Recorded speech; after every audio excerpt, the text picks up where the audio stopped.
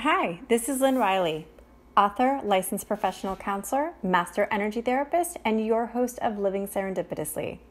Today, I'm going to be talking about our kids, our children, our pride and joy, along with the people who drive us the most crazy, and the ones that we love unconditionally, and how we can help them navigate in this wild and crazy world we live in. Working with kids and families for years in my profession has made me very sensitive to the needs of children and parenting. I'm sensitive, I'm extremely passionate about it. I have such strong feelings about parenting and kids. And having my own children has doubled my passion in wanting to do right by my kids and offers me the perspective of just how challenging this parenting gig is. And it is. It's freaking hard, but it's pretty darn rewarding as well. When we look at how we parent, it really comes down to something basic. How we parent is directly related to how we see the world. As parents and caregivers, we are teaching our kids how we view life and the way to live in it. We're teaching our belief systems, our fears, our goals, our hopes, our worries, our faith, our sense of right and wrong to our kids. And then we hope that they will ingest it and live safely while making no errors, feeling no pain, and have life move very smoothly for them. Because clearly, that's how life works, right? Yeah, well, since it's not, let's look at our real role is as parents and teachers of children. So let me start with the revelation that we all have to get to. This is a big one. We are not in control of our kids. We never have been. It's an illusion. Since they came into this world, they have essentially been calling all their own shots.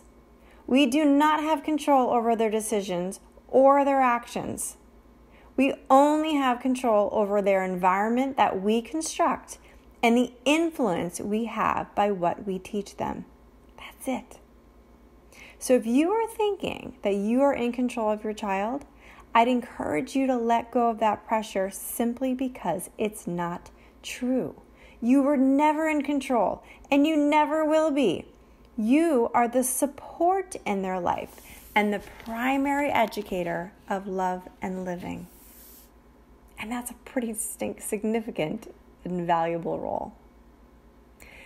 We cannot and will not protect our kids from the world. We won't, and we are not supposed to. Our job is not to shield them from the discomfort, but to teach them how to manage discomfort in a way that works for them and not against them. It's a tall order. How do we do this? That's what we're going to focus on today.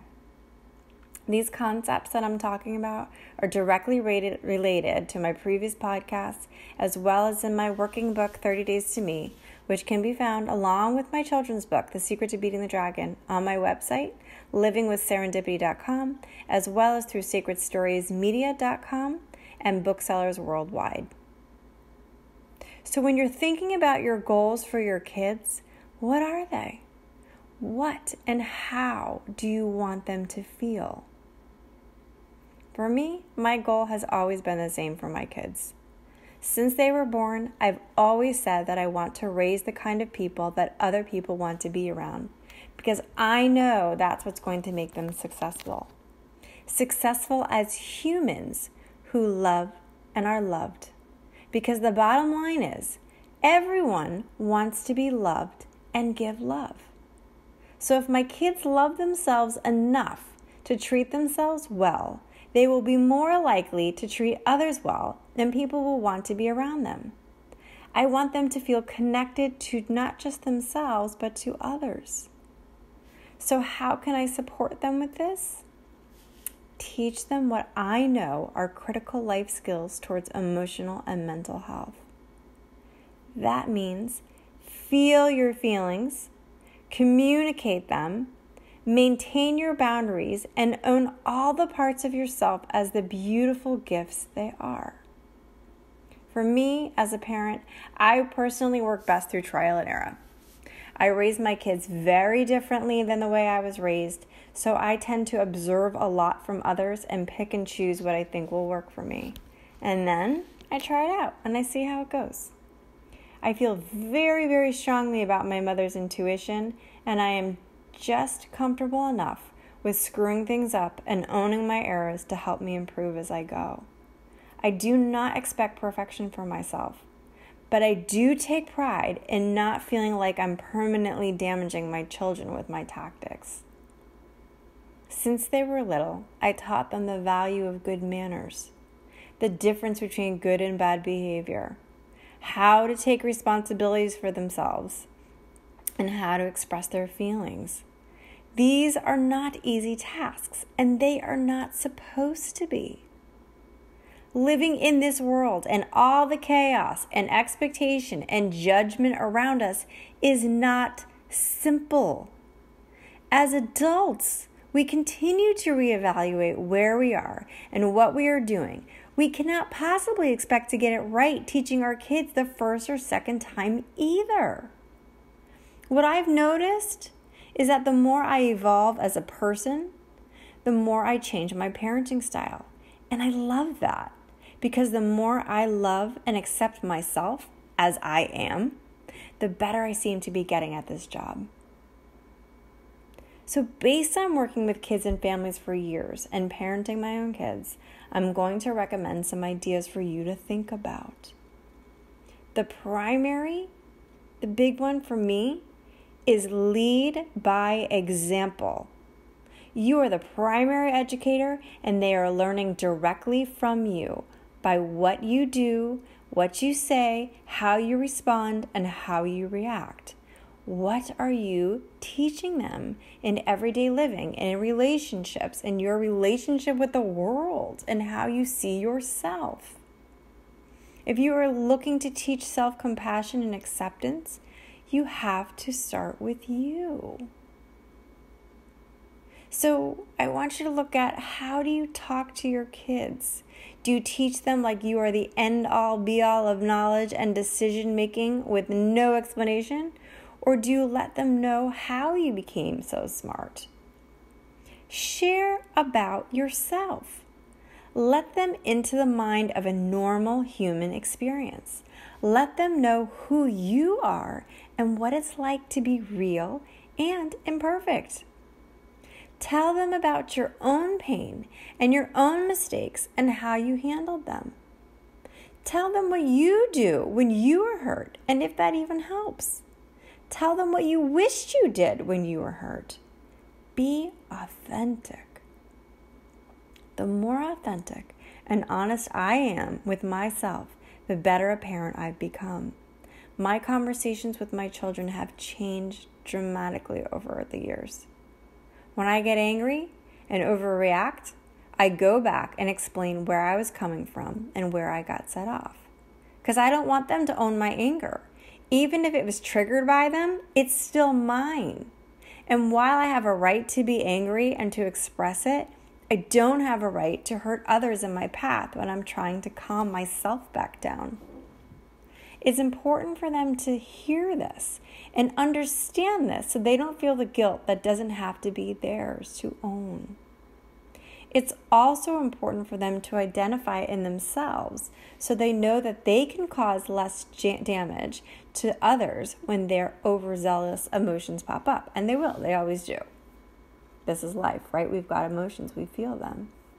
So teach them through example of how to deal with uncomfortable feelings so they understand that not only is it okay for them to feel them, but there are options of ways to respond to them.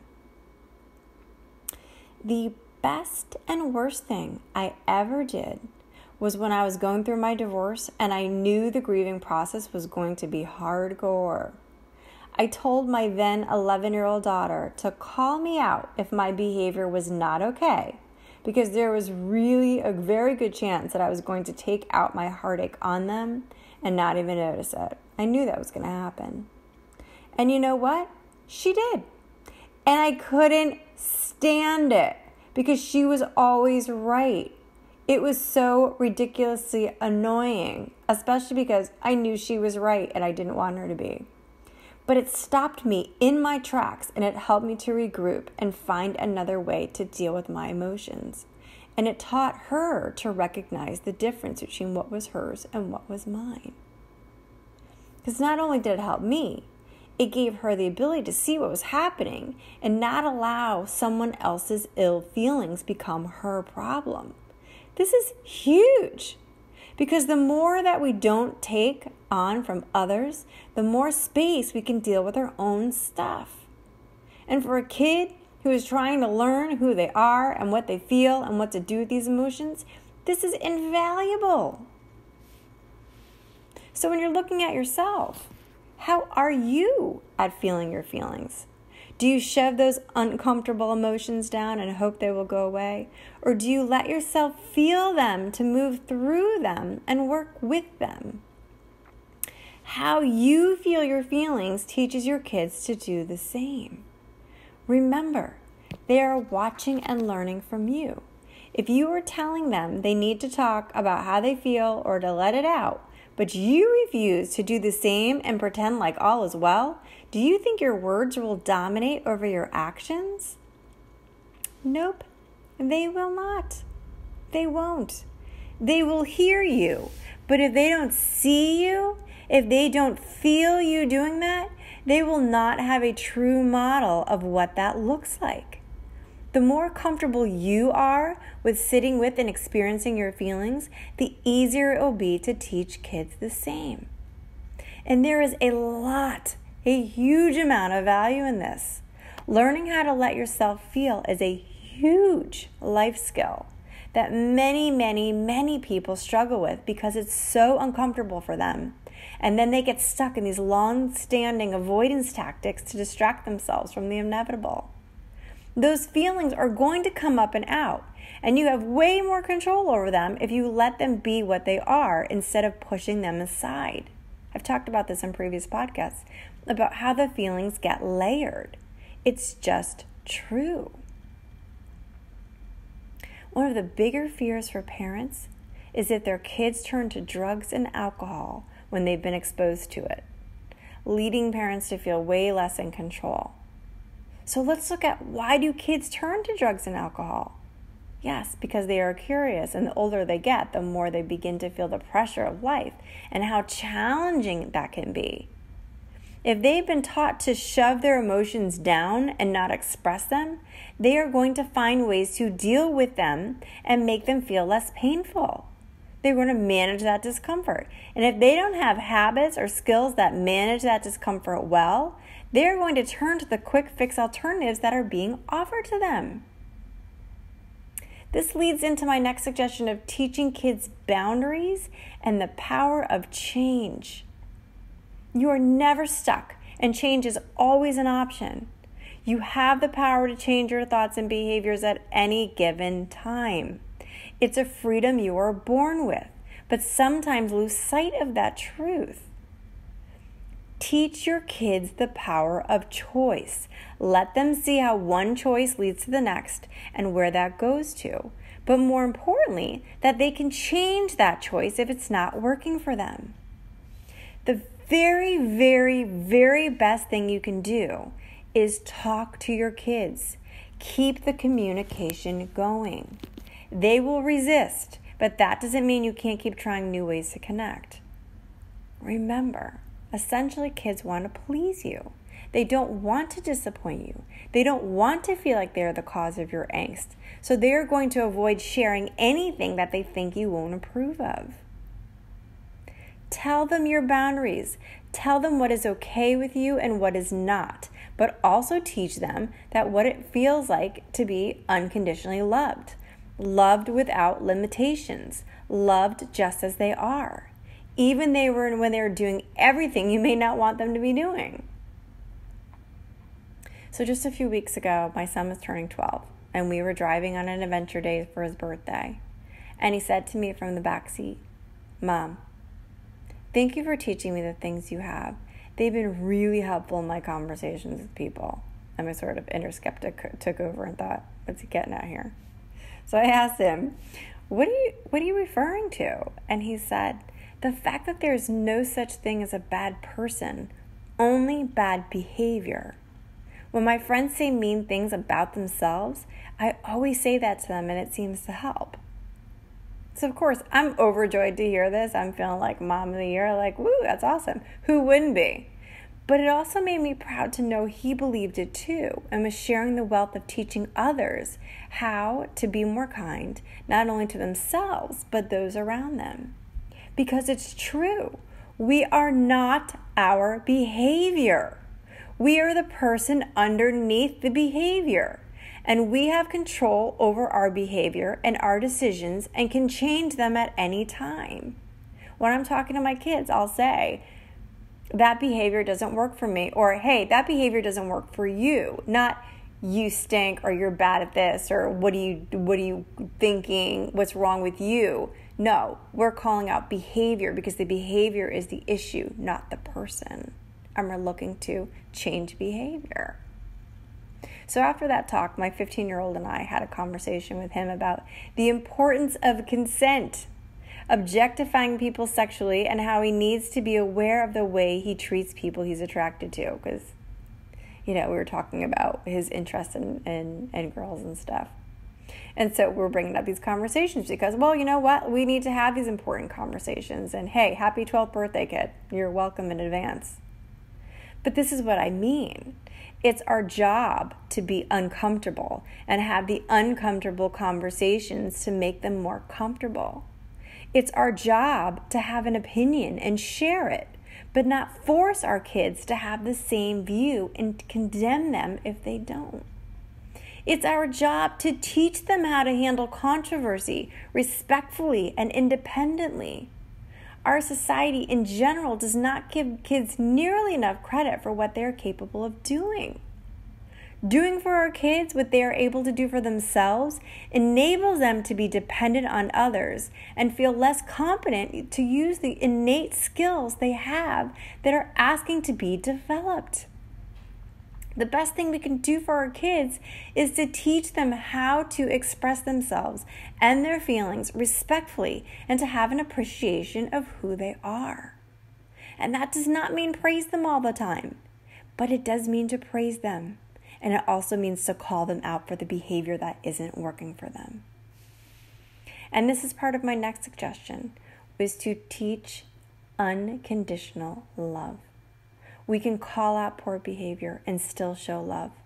In fact, maintaining boundaries and not tolerating hurtful behavior is loving, because no one actually feels good when they are behaving in hurtful ways. It hurts them as well. So when you correct it or reject it, it helps them to choose another way to respond that feels better for everyone. Because let's be honest, acting like an ass only feels good for about 30 seconds. Maybe a minute, maybe 2 tops, and then it feels like crap. And again, you can change your reactions. You have that power. Use your power to teach kids their own. This goes for self-acceptance as well. The more that you recognize that you can change your behavior, the more you see that your triggers and the voices in your head are just a part of you. They are not all of you. There is a whole list of voices chatting in your head at any given time, and they each have a role. The goal is not to get rid of any of them because they are a part of you. The goal is to get them to communicate better and support each other, just like we do for our kids. So the more that you balance your expectations of yourself and how you treat yourself, the easier it will become to teach this to your children. Every single part of you has a purpose. Every thought and emotion does too. As you learn to listen to the voices and not tell them to shut up, the more you will be able to accept their presence and your own, and teach the beauty of self-acceptance to your kids. Because acceptance of self for who you are is unconditional love. I talk about these exact concepts in previous podcasts, as well as in 30 Days to Me working book.